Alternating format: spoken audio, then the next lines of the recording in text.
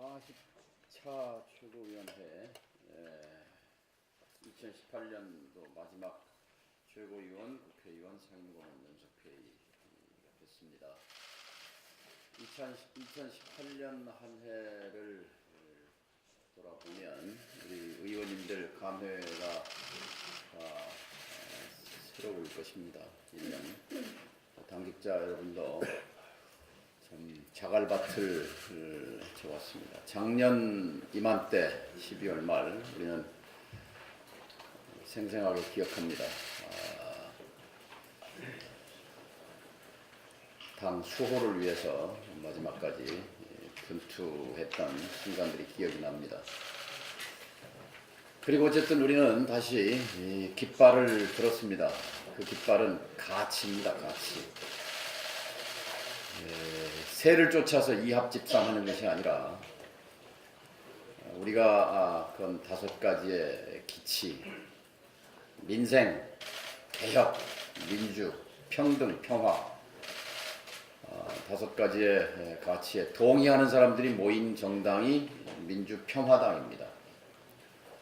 왜 정치를 합니까? 하는 질문을 많이 받습니다. 정치인들에게 쏟아지는 근본적인 질문입니다. 당신은 왜 정치를 하시오? 우리는 분명한 대답을 갖고 있는 정당입니다. 민생, 개혁, 민주, 평등, 평화 이 5가지 우리 나름대로 최선을 다했다고 생각합니다. 작은 숫자의 원내 의석 17명 여러 가지 어려운 조건이었지만 어쨌든 우리는 이 20대 국회에서 소금의 역할을 하려고 노력했다고 할 수 있습니다. 어제 밤 이른바 김용균 군법 산업안전보건법 전부 개정안을 통과시키면서 방청석을 돌아봤습니다. 김용균 군 어머니가 눈물을 흘리고 있었습니다. 아들의 죽음을 헛되이 하지 않았다는 엄마의 아들도 하나입니다. 24살짜리 아들. 아들을 좀 더 좋은 직장에 취직을 시켜보겠다고 아들 이력서를 들고 이리저리 뛰어다니고 있었을 때 아들은 컨베이어 벨트에 휩쓸려 들어가 참혹한 죽음이 돼서 엄마 앞에 돌아왔습니다. 어제 그나마 마지막 국회에서 김용균법을 처리할 수 있었던 것은 그나마 다행한 일입니다. 여러 가지 쟁점 중에 위험의 외주화, 하청, 재하청, 위험 업무를 하청했다가 다시 재하청하는 걸 금지하는 조항과 그리고 자유한국당이 끝까지 반대했던 사업주의 책임 강화 그리고 처벌 명문화 이 김용균 법이 내년에 산업재해 사고 사망자 숫자를 획기적으로 줄이는데 기여하기를 기대합니다. 올 한해도 아직 통계가 안 나왔습니다만 줄잡아 작년에 1,900명이 목숨을 잃었습니다. 1,900명. 하루에 5명 꼴입니다. 전 세계 OECD 가운데 최악의 산재 사망도. 기가 막힌 것은 위험을 하청 주고 재하청 주어가지고 원청 회사 대기업들은 산재 사고가 안 났다고 해서 산재 보험 보상금을 되돌려받는 기막힌 현실이 진행되고 있습니다.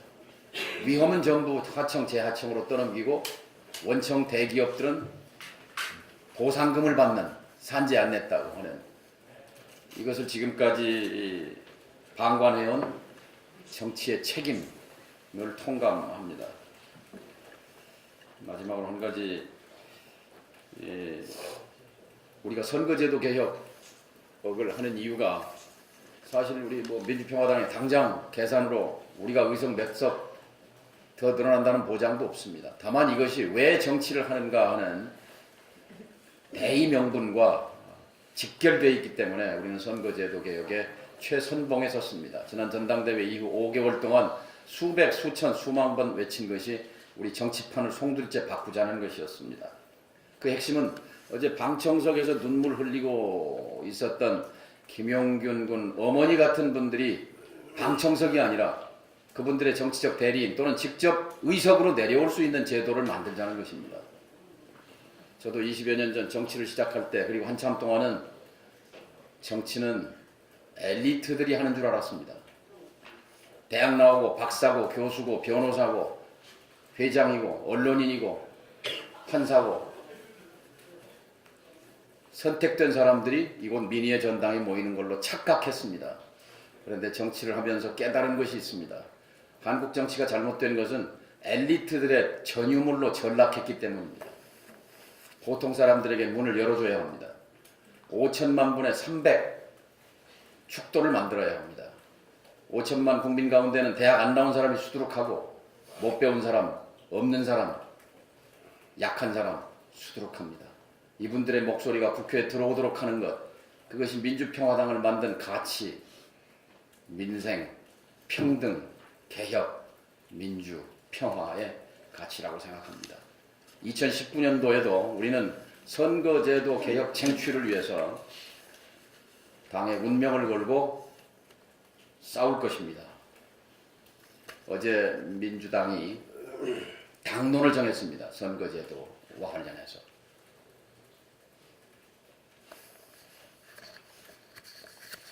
비례성, 대표성 강화. 하나마나한 소리입니다. 하나마나한 소리. 이해찬표 선거제도 개혁과 문재인표 선거제도 개혁이 온도 차이가 너무 큽니다. 청와대 대통령은 연동형 비례제에 대한 의지를 밝히면서 녹화기를 가져와라, 동영상 찍어라. 이것이 나의 의지다라는 걸 보여주기 위해 방송 녹화까지 한 것으로 알려졌습니다. 그 청와대 방송 테이프 공개하십시오. 공개하려고 한 거 아닙니까?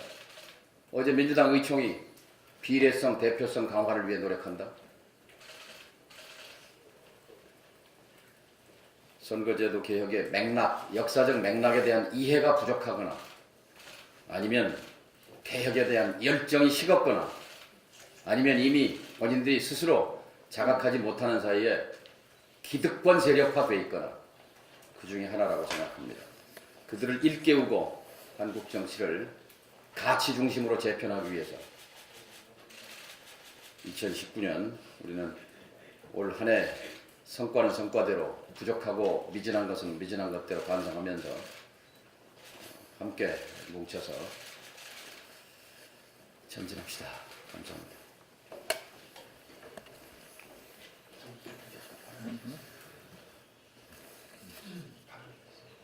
하고 내가 네, 다음 유성엽 최고위원님께서 하시겠습니다. 예, 어제 리얼미터 여론조사 내용을 보면 문재인 대통령이 올해의 인물에서는 1위를 차지했지만 지난번 갤럽 여론조사에 이어서 리얼미터 여론조사에서도 데드크로스가 발생을 했고 부정평가가 50%를 넘는 아주 좋지 않은 그런 상황이 드러났습니다. 문재인 대통령에 대한 지지율이 이렇게 나빠지고 또 여당, 민주당에 대한 지지율이 36%까지 추락하는 이런 상황에는 경제를 잘 못해서 국민들이 경제적인 고통을 겪고 있기 때문입니다. 또 거기에 대해서 약속의 정치, 신뢰의 정치를 잃어버리고 말로만 협치를 떠들면서 지난번 예산 처리에서 보여주듯이 협치가 아니라 야합의 정치를 펼쳤기 때문에 문재인 대통령과 여당의 지지율이 추락하고 있는 거라고 생각을 합니다. 그렇게 누누이 이명박, 박근혜, 문재인 정부로 이어지는 경제난의 원인을 정확하게 밝혀서 거기에 맞는 경제정책을 내놓아야만이 경제가 살아날 수 있다고 해왔지만 이 정부는 전혀 그럴 뜻도 없는 것 같고 그럴 능력도 없는 것 같고 그럴 의사도 없는 것 같습니다. 대통령은 최저임금 속도 조절하라고 하는데 노동부 장관은 그대로 가겠다라고 대통령의 말을 뒤집는 이런 정부를 보면서 과연 이 정부의 국정운영 방식과 국정운영 체제가 제대로 서 있는 것인지 제대로 작동되고 있는 것인지 되돌아봐야 한다고 생각을 합니다.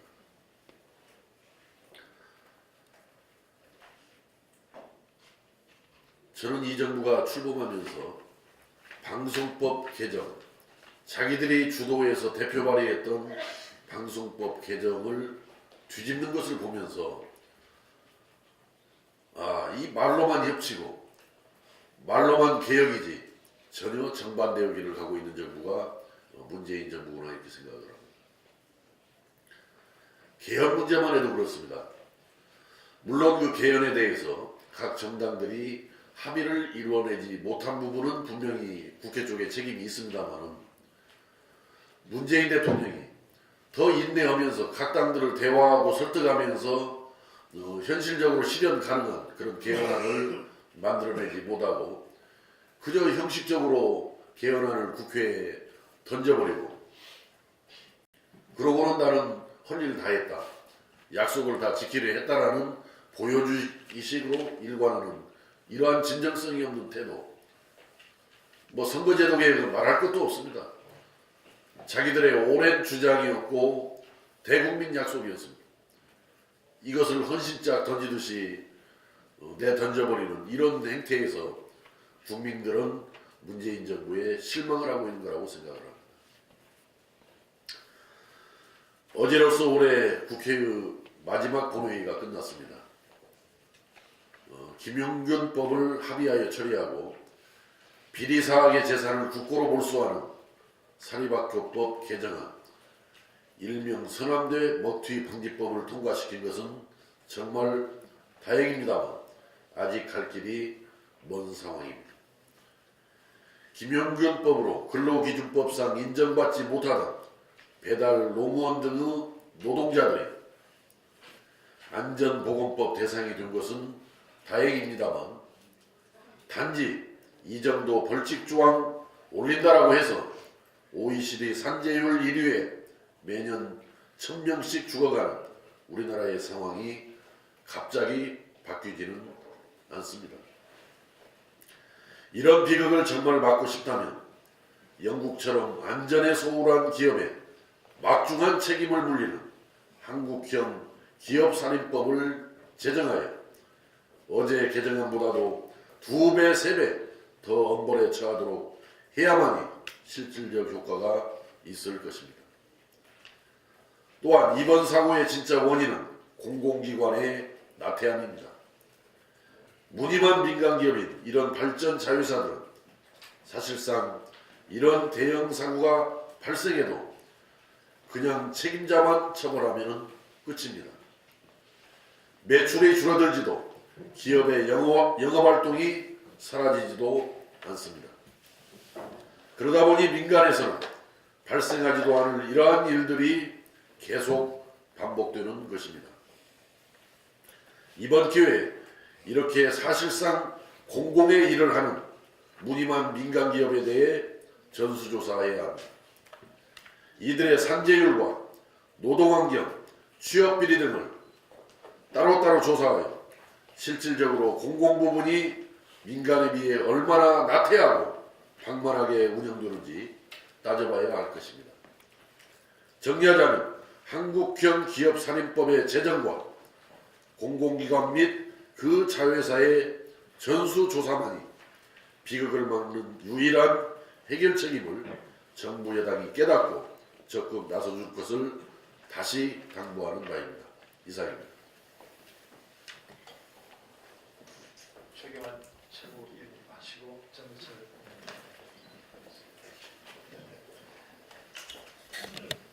예, 한 해를 마무리하면서 문재인 정부에 대해서 말씀드리겠습니다. 문재인 촛불 정권의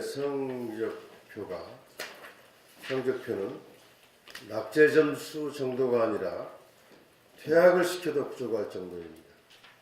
대체 2년 동안 무엇을 했습니까? 경제 엉망이 되었습니다.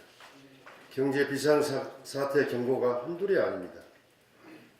재벌개혁, 공정경제 기반의 제도화에는 한 발짝도 나가지 못했습니다. 선거제 계획은 물론이고 선거 연령 18세 이하 등 정치개혁도 똑같은 상황입니다. 공수처법, 검경 수사권 조정, 국정원법 개혁, 권력기관 개혁은 엄두도 못 내고 있습니다. 이게 촛불 개혁 정권입니까? 이 모든 개혁 지체, 개혁 포기는 민주당과 청와대의 능력 부족에 기인합니다. 대통령 지지율을 과신해서 협치를 포기한 결과입니다. 20년 집권론이라고 하는 망상에 빠져 개혁연대를 소홀히 한 결과입니다. 2019년 내년에도 이렇게 해야 합니까? 이렇게 할 수는 없습니다. 한국당만 탓하고 국회 선진화법만 탓해서는 안 됩니다. 그래서 첫째, 민주당은 자신은 절대 소수 여당이라는 것을 인식해야 되고 인정해야 됩니다. 이제 의지할 곳은 대통령 지지도 아닙니다. 개혁 정당들과의 연대, 협치를 받아들이는 것, 이걸 인정해야 합니다. 둘째, 진심으로 촛불 개혁 정권임을 자임한다면, 또 개혁 진영의 정권 연장을 원한다면 개혁 과제를 힘을 합해서 밀어붙이겠다는 의지, 능력을 보여줘야 합니다. 그래서 셋째, 내년에는 모든 개혁 입법들을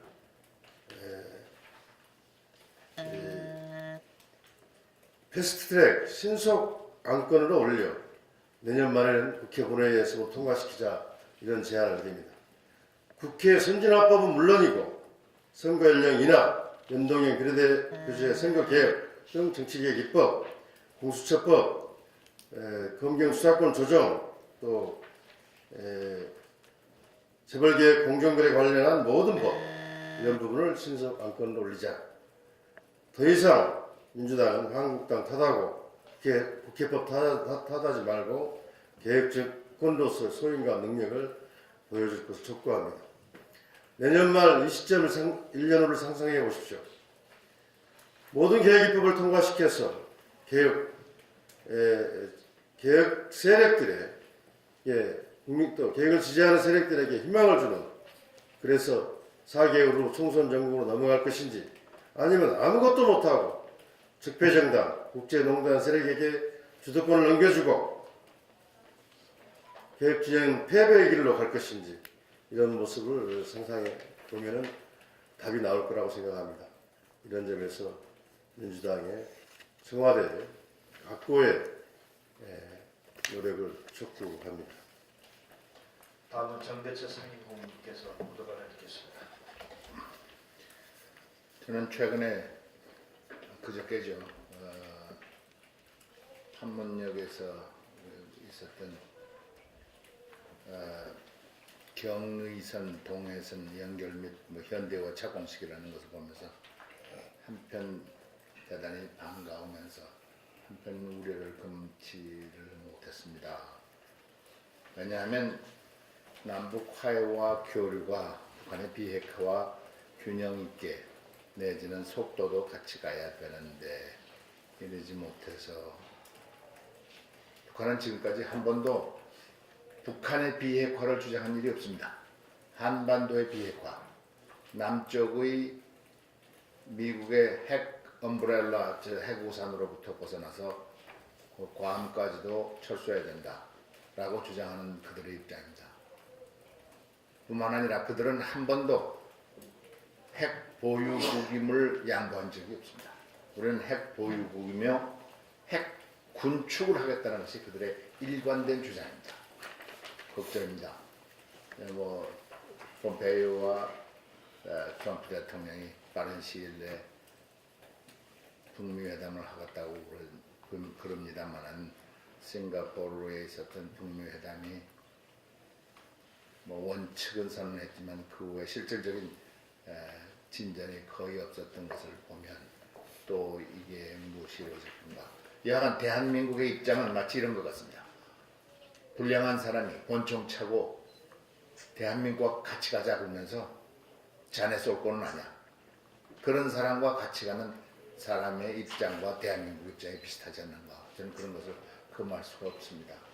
그래서 우리가 정신 바짝 차리고 남북 문제, 비핵화 문제를 잘 내년에는 다뤄야 된다 이런 생각을 하고 있습니다. 이상입니다. 감사합니다. 네, 다음은 민영삼 최고위원께서 발언하시겠습니다. 네, 내년에는 청와대가 제발 이 정치 쇼 행정을 그만두고 진심으로 국민을 위한 실질적인 정책, 국정 운영에 매진해 줄 것을 부탁하면서 간단하게 말씀드리겠습니다. 지금 밀가루로 만든 빵 한 조각도 1,500원, 2,000원 합니다. 쌀값이 어떻게 돼 있습니까? 이렇게 농정을 망쳐놓고 300만, 200만 농민들의 덩어리는 완전히 휘어가는데 쌀값 때문에 대통령은 탁현민 씨가 행정 기획을 했는지 몰라도 청년 농부가 지은 쌀을 전달한다는 일대 생쇼를 어제 그제 청와대에서 했더군요. 제발 청와대 정신 차리고 이런 쇼 행정 좀 그만뒀으면 기대합니다. 그리고 역대 이 정부 청와대의 마지막 내리막길에 그 징조가 항상 소통보다는 홍보를 강조하고 있습니다. 청와대에서 또 이 자체 지금 유튜브 열풍에 힘입어서 그런지 몰라도 그 추세에 따라서 그런지 몰라도 자체 TV 스튜디오를 만들어서 청와대 자체 텔레비 방송을 한다는데 역대 정부의 말기적 증세가 청와대는 정부는 잘하고 있는데 홍보가 미약해서 그런다. 이런 아부꾼들의 말씀을 들으면서 그런 증세를 나타냈습니다. 제발 청와대 정신 차리고 개혁입법연대 선거제 개혁 민심 그대로 선거제에 대통령께서 직접 나서서 여당에 지침을 주시기를 바라고 이번 기회에 내년 초에는 청와대가 비서실장, 민정수석, 탁현민 씨를 포함한 일대 쇄신안이 발표되기를 기대합니다. 이상입니다.